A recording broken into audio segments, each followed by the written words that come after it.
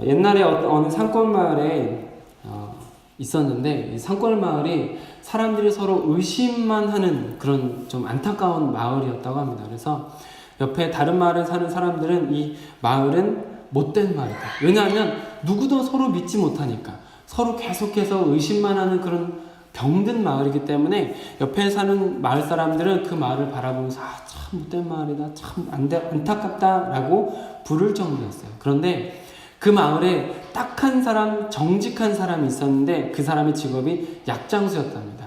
이 약장수는 사람들이 뭘 하든 간에 자신은 정직하게 자신의 일을 하려고 했어요. 사람들을 도우려고 노력을 했죠. 그렇게 살았는데 사람들은 그를 여전히 그 마을 사람들은 여전히 의심하고 이렇게 못된 짓을 했었더랍니다. 근데 어느 날 이 마을에 전염병이 돌기 시작했어요.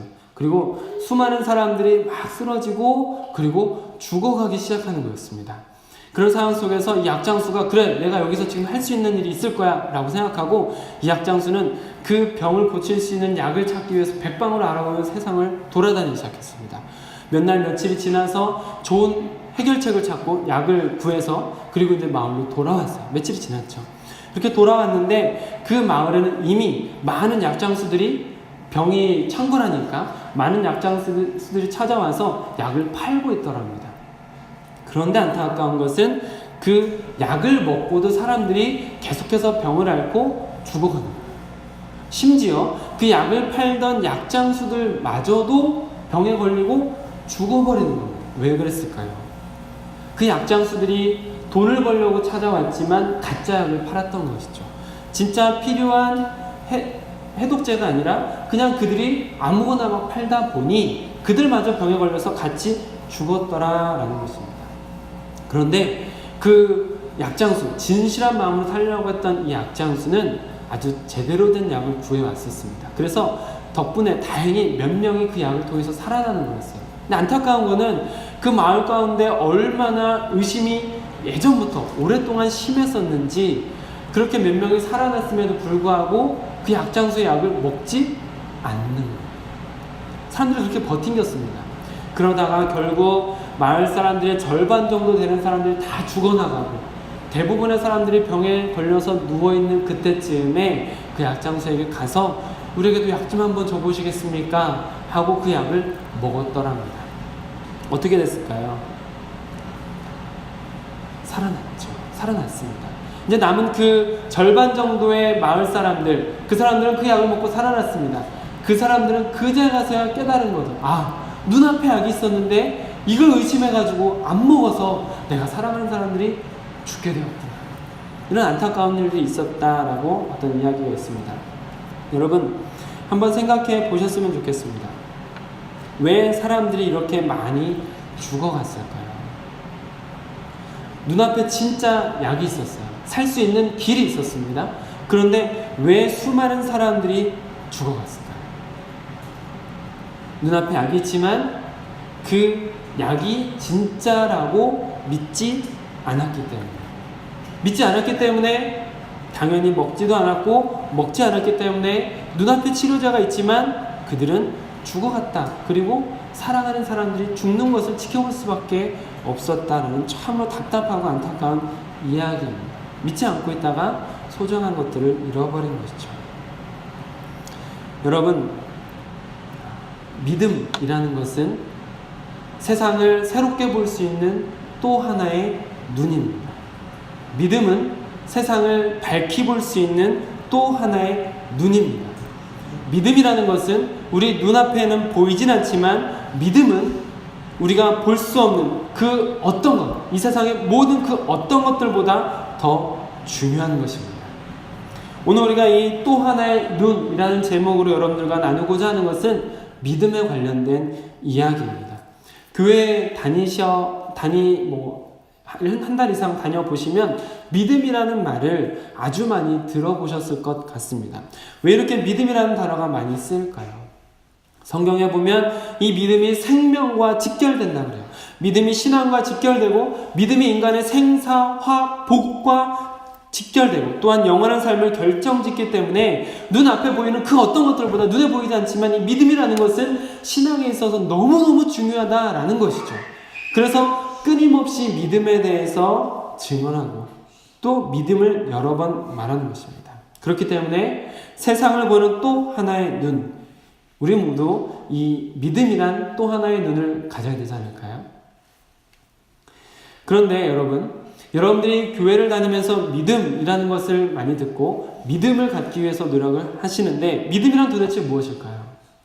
도대체 믿음은 무엇입니까? 여러분이 믿는 믿음의 대상은 누구이며 또 그 믿음의 내용은 무엇입니까? 믿음이라는 것은 막연한 것을 믿어서는 안 됩니다.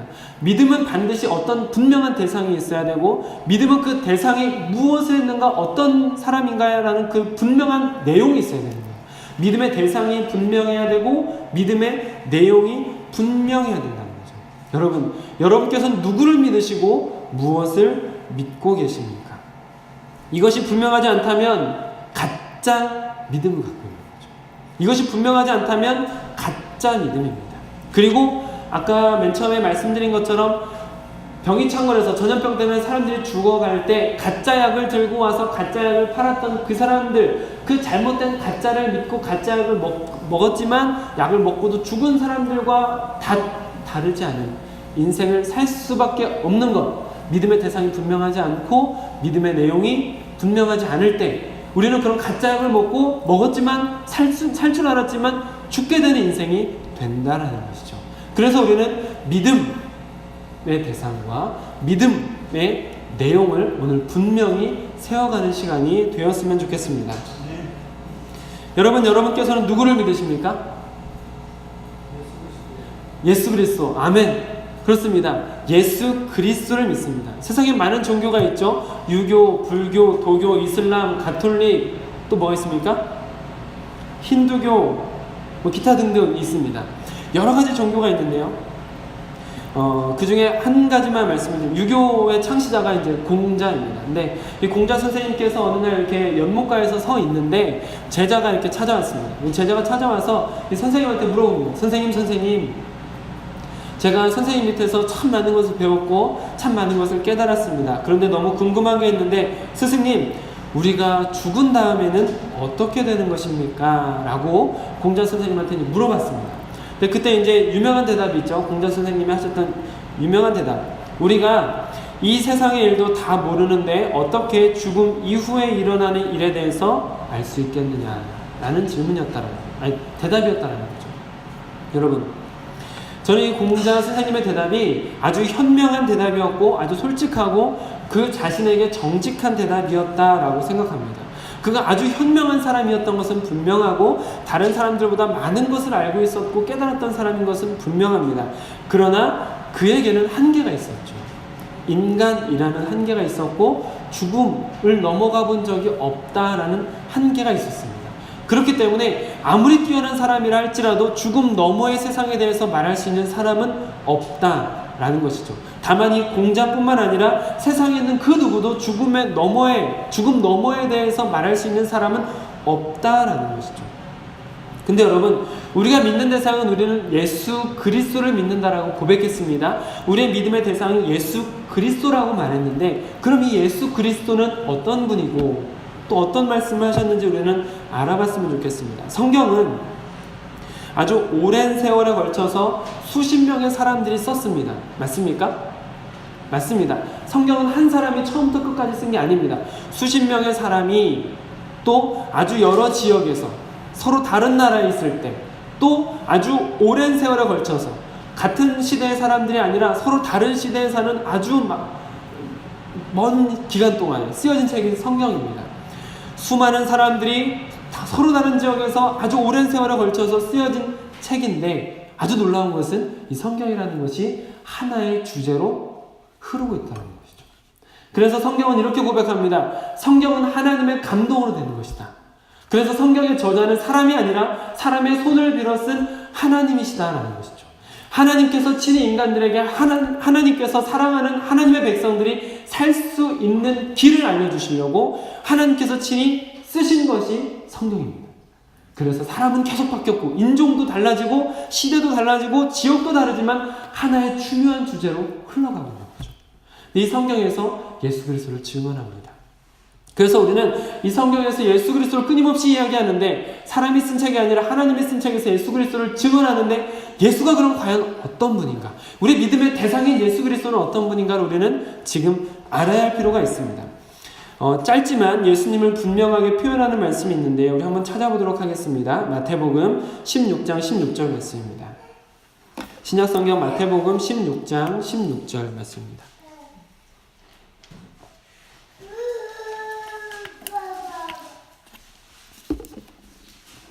제가 집에 아이가 4명이 있어요. 그래서 아이들이 뛰어다니는 거에 전혀 제가 개의치 않습니다. 네, 그래서 아이가 이렇게 소리 지르려고 그래도 너무 불편해하지 마시고 그냥 이렇게 말씀에 충분히 집중하시고 예배를 드리면 좋겠습니다. 마태복음 16장 16절 우리 한번 같은 목소리로 같이 봉독하도록 하겠습니다. 시작! 시몬 베드로가 대답하여 이르되 주는 그리스도시요 살아계신 하나님의 아들이시니이다. 이 고백은요, 교회가 세워지게 된 아주 근본적인 대답이고요. 이 고백은요, 그리스도인들이 마음속에 가지고 있어야 되는 가장 중요한 고백을 다 담고 있습니다. 주는 그리스도이시고 살아계신 하나님의 아들이십니다. 라는 거죠. 이 말씀을 통해서, 이 고백을 통해서 우리가 믿음의 대상이 어떤 존재인지가 아주 확연하게 드러나는 것을 볼 수 있습니다. 먼저 주는 그리스도이십니다. 라고 고백하죠. 그리스도라는 것이 어떤 의미를 가지고 있을까요? 그리스도. 여러분, 메시아라는 말 들어보셨습니까? 메시아 많이 들어보셨죠? 이 히브리어로는 메시아라는 단어가 헬라어에서 이제 그리스도라고 번역이 되는 건데 우리말로 하면 구원자라는 의미를 가지고 있습니다. 그것보다 더 앞서서 네, 뜨거운 거는 좀 조심해야 되겠네요. 이 구원자라는 것의 더 본질적인 의미를 어원을 찾아가면은 이 그리스도라는 말은 기름 부음을 받은 자. 왜 그렇습니까? 구약시대 여러분 구약 성경을 보시면 하나님의 사람이 어떤 사람을 찾아가서 기름을 머리에 이렇게 붓는 행위들이 여러 번 나옵니다. 이 기름 부음을 통해서 선지자를 세워요. 하나님의 놀라운 지혜를 깨달아서 잘못된 길로 가는 백성들을 깨달을 수 있도록 돌이킬 수 있도록 선지자에게 기름을 붓고요. 또 하나님께서 왕을 세우실 때 그 나라를 통치하라고 기름을 부으시고요. 그리고 대제사장을 세울 때 대제사장이 누굽니까? 백성들 중에 단 한 명 유일하게 지성소라는 특별한 성막에 들어가서 하나님과 교제하며 하나님과 인간을 연결하는 유일한 사람. 이 사람이 대제사장인데 그 사람에게도 역시 기름을 붓습니다. 딱 이 3명에게만 기름 부음이 있었습니다. 선지자, 왕, 대제사장이죠. 기름 부음 받은 사람들은 하나님이 특별히 선택해서 하나님의 일을 시키는 사람들이었습니다. 그런데 그리스도 예수라는 이 고백, 예수님께서 기름 부음 받은 자입니다라는 이 고백은 무엇이냐면 예수님께서 나의 왕이십니다.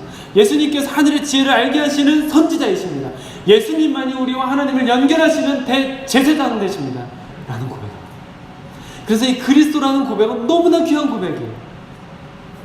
베드로를 통해서 예수님을 그리스도로 고백하게 하신 것이죠. 온 세상을 다스리는 왕으로서, 나에게 하늘의 지혜를 깨닫게 하시는 분으로서, 그리고 내가 살아갈 수 있는, 하나님과 연결될 수 있는 아주 유일한 통로로서 예수 그리스도, 당신은 구원자입니다. 라는 고백이 이 안에 있습니다. 또 하나의 고백은 주는 그리스도이십니다. 그리고 하나님의 아들이십니다. 라는 고백인데, 이 하나님의 아들이라는, 우리가 지금 믿음의 대상에 대해서 나누고 있지요. 첫 번째는 그리스도라는 대상, 또 그 예수라는 분이 그리스도, 구원자뿐만 아니라 하나님의 아들이다라는 건데, 하나님의 아들이다라는 말을 들을 때 우리나라는 특별히 또 유교 사상이 강하기 때문에 아들이라고 했을 때는 그 아들이라는 이미지가 약간 이렇게 서열상으로 아래인 것처럼 느껴지는 건 맞습니까? 아닙니까? 네. 저는 좀 그런 사상이 있었나 봐요. 아들이라는 이미지가 아버지보다는 부족하고 아버지보다는 서열이 아래에 있는 이런 느낌에 있거든요. 그래서 신앙을 가질 때 하나님의 아들 예수님이라는 말이 마치 하나님은 위에 있고 하나님의 명령을 따라 수행하는 또 하나님과 같지만 하나님보다 뭔가 좀 약한 이런 느낌의 예수님의 형상을 생각하는 경우가 간혹 있어요. 그런데 사실 이 아들이라는 말은 그렇지 않습니다. 이 아들, 여러분께서 아들, 딸을 생각할 때 그 아들과 딸이 나의 분신처럼 느껴지는 때가 있으십니까? 그 아들이 상처나거나 아들이 어디서 떨어졌을 때 그 고통이 나에게도 그대로 전달된 경험 해본 적 있으세요? 몇 분 안 계신 것 같아요. 그걸 볼 때 같이 아프지 않으세요? 오히려 자신이 더 아픈 건 있지 않습니까? 무슨 말이냐면 나와 동떨어진 존재 같지만 나와 아주 긴밀하게 연결되어진, 다시 말하면 본질적으로 같은 존재라는 의미예요. 특별히 유대교에서는 아들이 아버지를 대신해서 가족을 대표하기도 하고 아버지와 같은 그 힘, 권한을 가지고 있었던 게 아들입니다. 그러니까 동등한 위치. 조금 더 쉽게 말씀을 드리면 제가 아이를 낳으면 이 아이는 고양이가 될 수 없죠. 집에서 아무리 사랑으로 고양이를 기른다 한들 고양이가 새끼를 낳으면 그 고양이 새끼는 고양이지 사람이 아니지요. 다시 말씀을 거듭해서 드리면 본질적으로 완전히 동일한 인간이라는 그 본질적으로 동일한 것처럼 하나님의 아들 예수님이라는 것은 인간과 다른 하나님과 본질적으로 동일하신 하나님과 아주 긴밀하게 연결되어 있는 의미, 하나님과 동등한 권한을 가지고 하나님과 동등한 대표성을 가지는 분으로서 예수 그리스도를 말할 때 하나님의 아들이라는 표현을 쓰는 거예요. 하나님보다 낮고 하나님께 종속된, 하나님보다 서열이 낮은 이런 의미가 아니고 하나님과 본질적으로 똑같은 같은 분이라는 말이죠. 신이라는 말입니다. 우리의 믿음의 대상인 예수님은 바로 그리스도, 구원하는 분 뿐만 아니라 하나님의 아들, 하나님과 동등한 분이다라는 것이죠. 여러분, 성경은 예수님을 그리스도라고 알려주고 있고요, 하나님의 아들이라고 말하고 있습니다. 근데 왜, 무엇 때문에 그가 무엇을 했기 때문에, 이게 이제 우리가 알아야 될 내용이죠. 믿음의 대상을 지금 성경을 통해서 믿음의 대상이 구원자, 그리고 믿음의 대상이 하나님의 아들로서 신적 존재라고 말하고 있는데, 그러면 우리가 그런 믿음의 대상뿐만 아니라 믿음의 내용이 있어야지 참 믿음이라고 말씀드리지 않았습니까? 이것이 분명하지 않으면 온전한 건강한 믿음이 아니고 병든 믿음이 될 수 있다고 말씀드리지 않았습니까? 그렇습니다. 그러면 구원자면서 그리고 하나님의 아들인 신적인 존재인 그가 도대체 무엇을 했기 때문에 우리와 상관이 있습니까? 그가 무슨 일을 했습니까? 라는 것을 우리는 반드시 알아야 한다는 것이죠. 우리가 예수님을 믿습니다라고 말할 때 예수님의 무엇을 믿느냐 말이에요. 그냥 나는 예수님을 막연하게 믿습니다라고 하는 게 아니고 예수님의 무엇을 믿느냐가 우리에게 매우 중요하다는 것이죠. 이 무엇을 했느냐, 이것을 분명하게 알아야 참 믿음이 되는 겁니다. 그래서 여러분 말씀을 한 번 더 찾아보시겠습니다. 로마서 10장 9절 말씀입니다. 조금 뒤로 넘기시면 로마서 10장 9절 말씀 있습니다.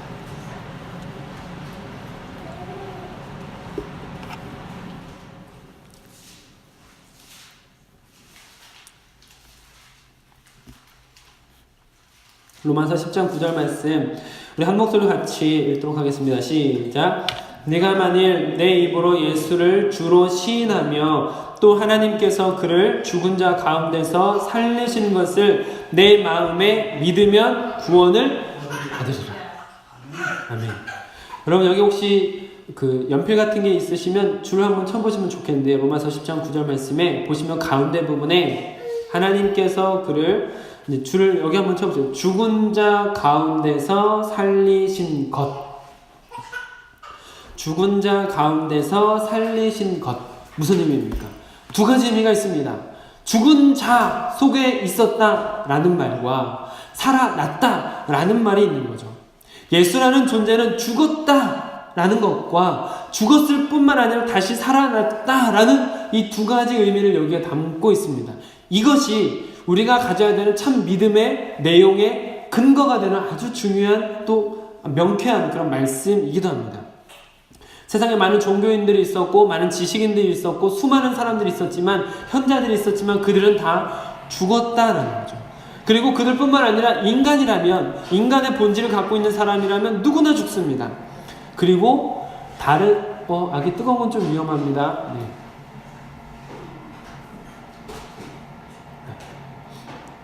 네, 말씀 이어가겠습니다. 예수님마저도 다른 어떤 사람들처럼 죽었다라는 거죠. 근데 그 죽음의 목적이 다르다는 것을 우리는 기억했으면 좋겠습니다. 이게 제일 중요한 거고, 이것 때문에 기독교가 생겼고, 이것 때문에 우리의 믿음이 형성이 되는 거거든요. 그럼 예수님이 왜 죽으셨느냐, 이걸 우리는 분명히 알아야 됩니다. 성경은 모든 사람을 죄인이라고 합니다. 모든 사람이 죄인이래요. 우리가 좋아하든 듣기 싫든 말든 간에 예수님을 보고 죄인이라고 합니다. 로마서 3장 23절을 보면 모든 사람이 죄를 범하였음에 하나님의 영광에 이르지 못했다. 모든 사람이 죄를 범했대요. 그리고 이어지는 로마서 6장 23절에 가면 죄의 삭은 사망이다. 죄에 대한 대가는 다 죽음이다라고 분명히 말하고 있어요. 그래서 모든 인간이 죄를 범했고, 죄를 범한 인간은 누구나 죽게 되어 있습니다. 그 누구도 인간치고 지금까지 죽지 않고 있는 사람은 없습니다. 아무리 현인이라 할지라도, 아무리 부유한 사람이라 할지라도 모든 인간은 다 죽게 되어 있죠. 왜냐하면 죄가 시작된 것을 먼저 생각해보면, 창세기에 여러분 읽어보셨다면 아담과 하와 이야기를 아실 텐데요. 아담과 하와 이야기에서 하나님께서 에덴이라는 동산에 아담과 하와를 두시고 그들이 무엇이든 할 수 있게 하시면서 단 한 가지 하지 말라고 하신 약속이 있습니다. 뭐냐면 에덴 동산 가운데 있는 선악을 알게 하는 나무가 있는데, 그 나무의 열매를 먹으면 안 된다라는 명령이셨죠. 그 선악을 알게 하는 나무의 열매를 먹었을까요? 안 먹었을까요? 먹었습니다. 그런데 그래서 그들이 죄인이 되고, 그래서 그들이 에덴 동산으로부터 쫓겨났는데, 그럼 그들이 지은 죄지 우리가 지은 죄는 아니잖아요. 그렇지 않습니까? 아담하고 하와가 지은 죄고 우리가 지은 죄가 아니잖아요. 근데 왜 그들로부터 시작된 죄가 우리에게까지 올라와서 우리도 모든 죄인, 우리 모두도 죄인이고, 그래서 우리도 죽을 수밖에 없는 존재가 되었습니까? 왜 그렇습니까?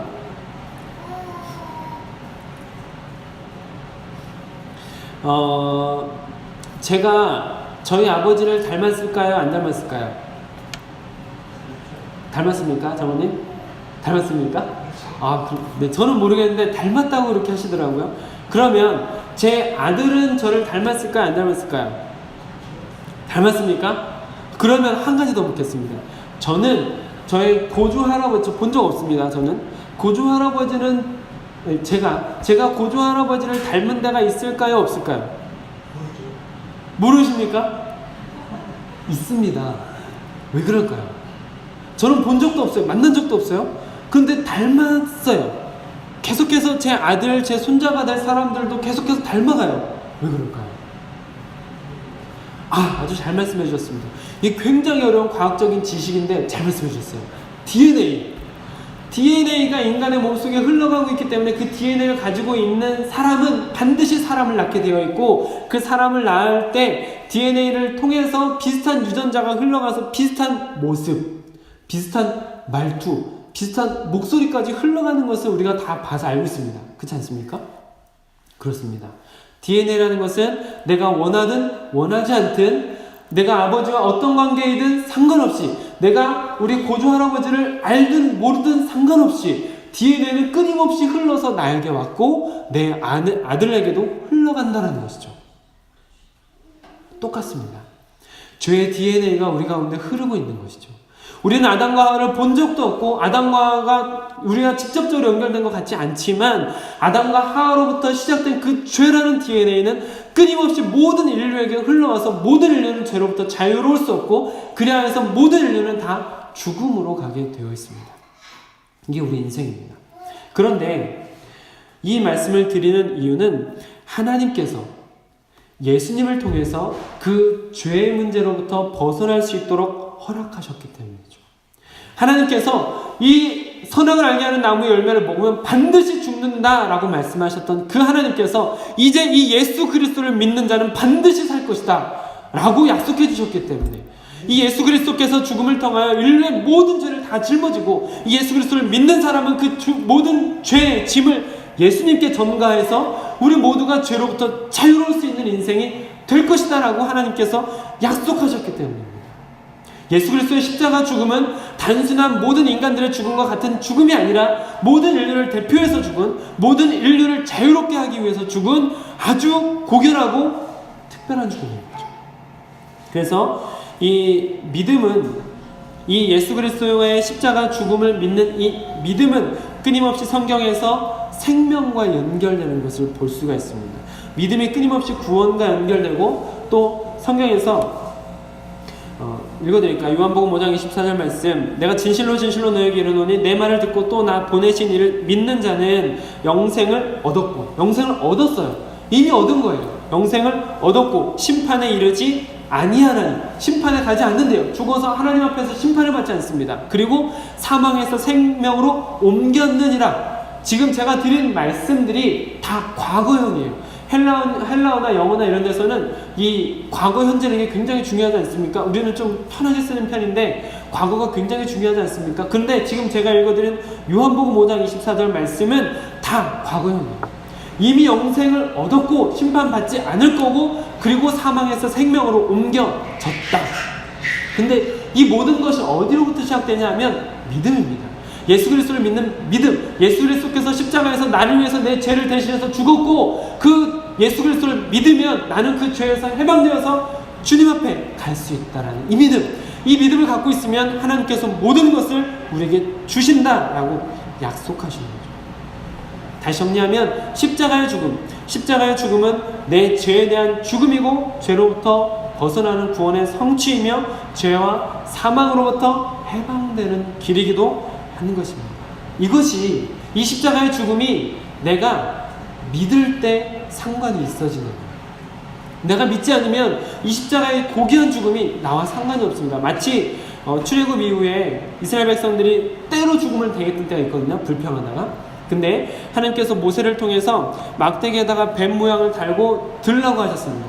그리고 하나님께서 뭐라고 말씀하셨냐면, 누구든지 뱀에 물려서 죽어가는 사람들이 많은데, 뱀에 물렸더라도 이 지팡이에 달린 뱀을 보면 살 것이다 라고 말씀하셨거든요. 근데 거기서 죽은 사람이 있을까요, 없을까요? 있습니다. 참 신기하죠? 보기만 하면 산다는데, 쳐다보기만 하면 산다는데 그걸 안 보고 죽은 사람이 거기 나옵니다. 똑같습니다. 예수님께서 말씀하실 때, 예수님께서 십자가에 달려서 죽으시는데 누구든지 이것을 바라보고 믿는 사람은 생명을 주겠다라고 하나님이 약속하셨다라는 것을, 어떤 사람은 받아들이고 살고, 어떤 사람은 믿음으로 살고, 어떤 사람은 그럼에도 불구하고 죽어가는 안타까운 삶을 살아가는 것이죠. 이것이 우리가 예수님을 믿어야 되는 믿음의 내용 첫 번째입니다. 또 하나, 여기서 그쳐야 되지 않고 또 하나의 믿음의 내용, 중요한 것이 있는데, 그것은 바로 죽은 자 가운데서 살아나셨다는 것이죠. 이건 매우 중요합니다. 왜냐하면 구원자로서 우리를 구원할 수 있는 믿음의 대상으로, 그 믿음을 가지고 있다는 구원받는다는 구원자의 내용은 우리가 잠시 나눴고, 그 다음에 하나님의 아들로서 신적인 존재라는 것이 어떤 의미를 가지고 있는지, 또 성경이 어떻게 증언하는지를 우리가 찾아봐야지 믿음의 내용이 분명하고, 그래서 믿음의 대상을 붙들 수 있는 건데요. 여러분 생각해 보십시오. 예수님이 부활하셨을까요? 여러분, 예수님께서 다시 살아나셨다라고 믿고 계십니까? 그 당시에 예수님께서 죽으시고, 예수님은 예루살렘 근처에 바로 붙어서 죽으셨잖아요. 수많은 사람들이 보는 앞에서 죽으셨습니다. 수많은 사람들이 아주 가까이 갈 수 있는 무덤에 묻히셨습니다. 그런데 그 당시에 바로 예수님의 부활을 증언하는 제자들이 이제 바로 이제 막 예수님이 살아나셨다고 막 증언했잖아요.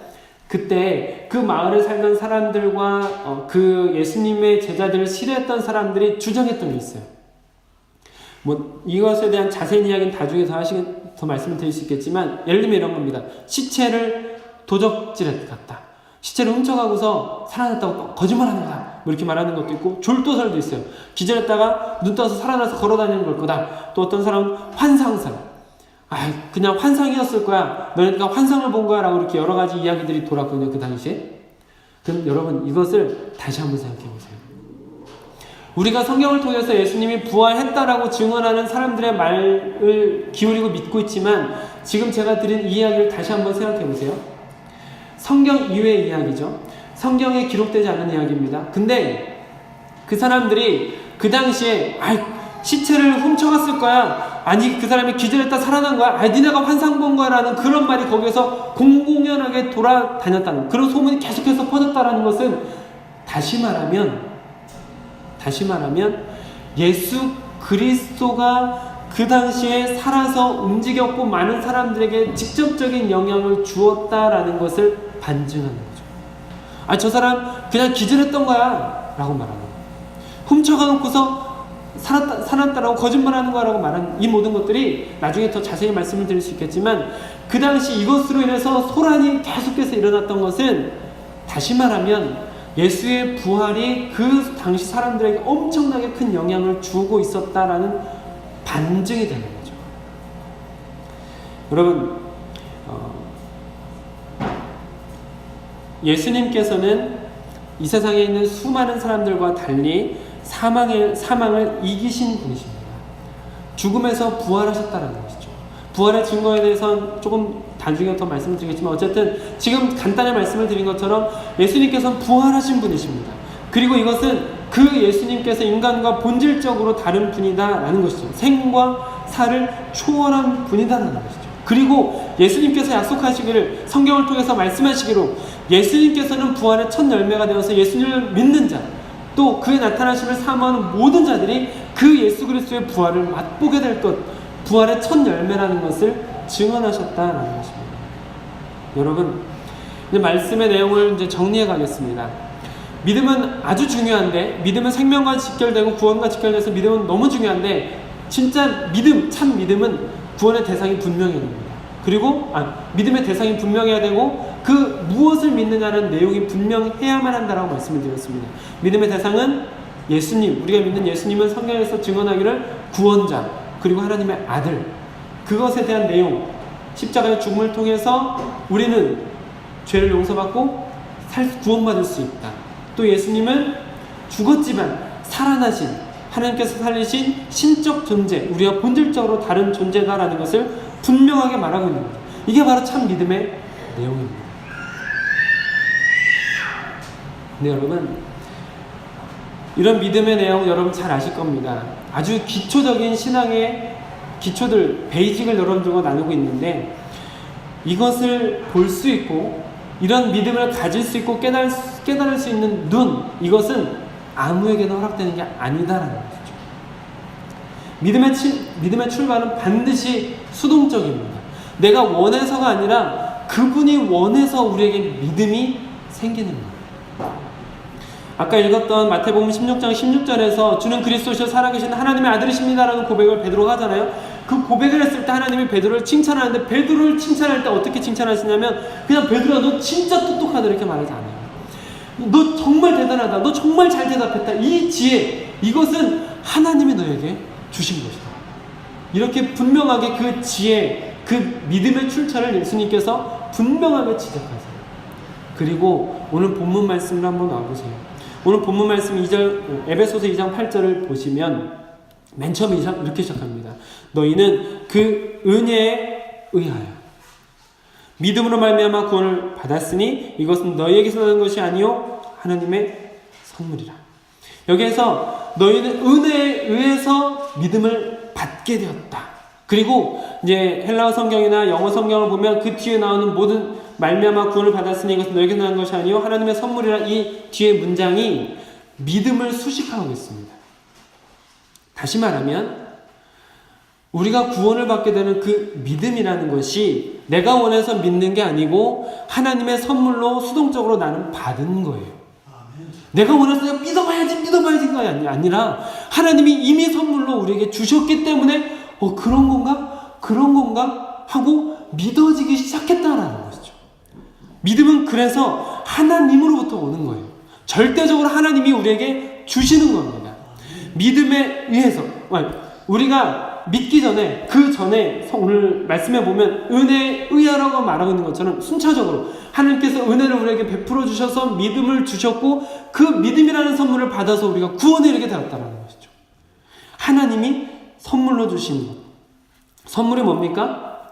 선물은 주는 사람이 주고 싶은 사람한테 주고 싶은 물건을 주는 게 선물 아닙니까?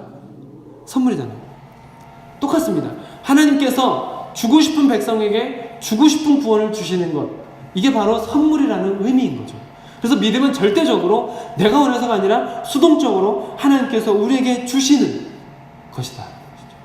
전도를 해보면 아무리 믿으라고 말씀을 드리고 몇 년에 걸쳐서 믿으라고 말하지만 그럼에도 불구하고 믿음이 생기지 않는 사람이 있고요.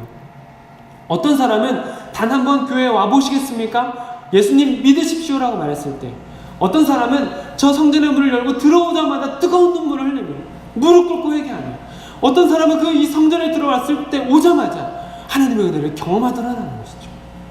그게 너무 신기해요. 교회에서 많은 성도님들을 섬기면서 끊임없이 경험하는 것은 내가 아무리 노력한다고 해서 믿음이 주어지는 것이 아니라 하나님이 강권적으로 그 사람을 쥐고 흔드는 것을 너무 많이 보게 된다는 것이죠.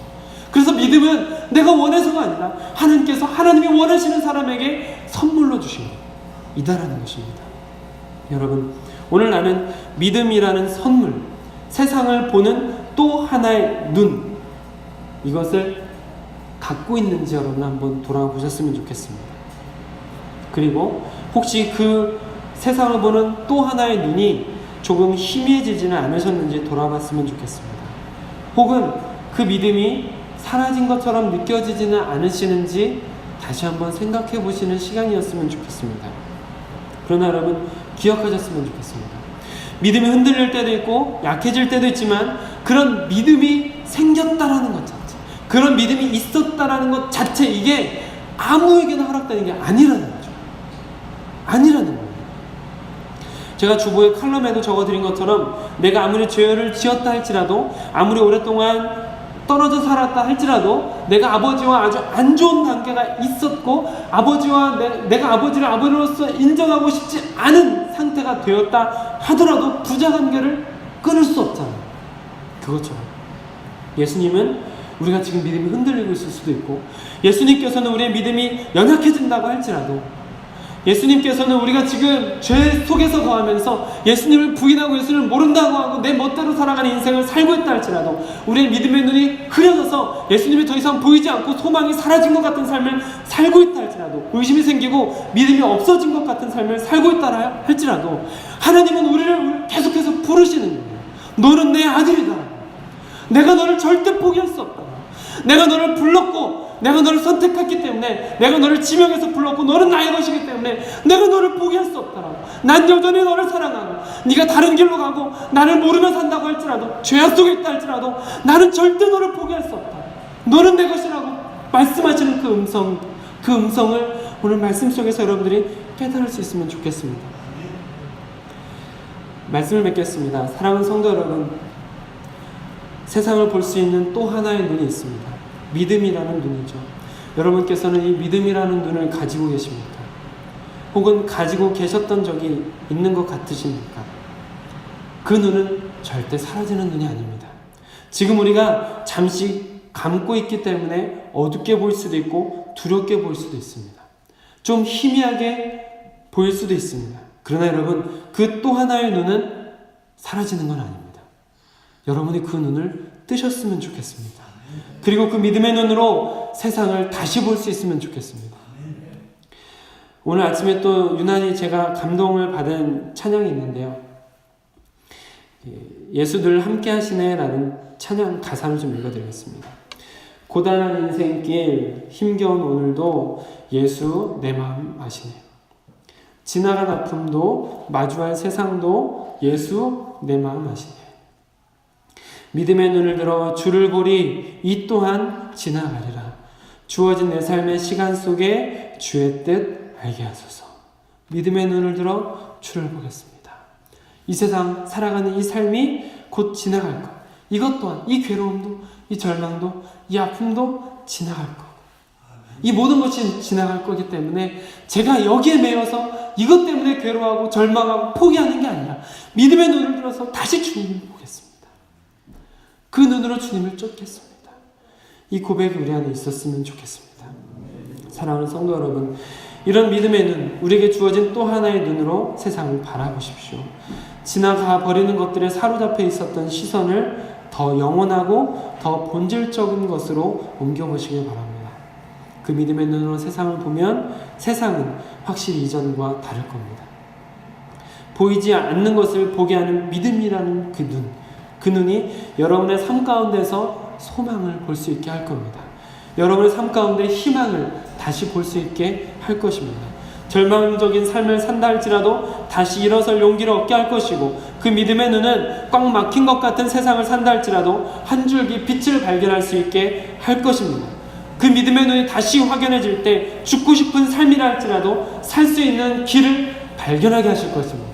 그 믿음의 눈을 다시 떠서 주님을 바라보고 살아갈 수 있는 우리가 될 수 있기를 주님의 이름으로 축복합니다. 아멘. 우리 함께 같이 찬양하겠습니다.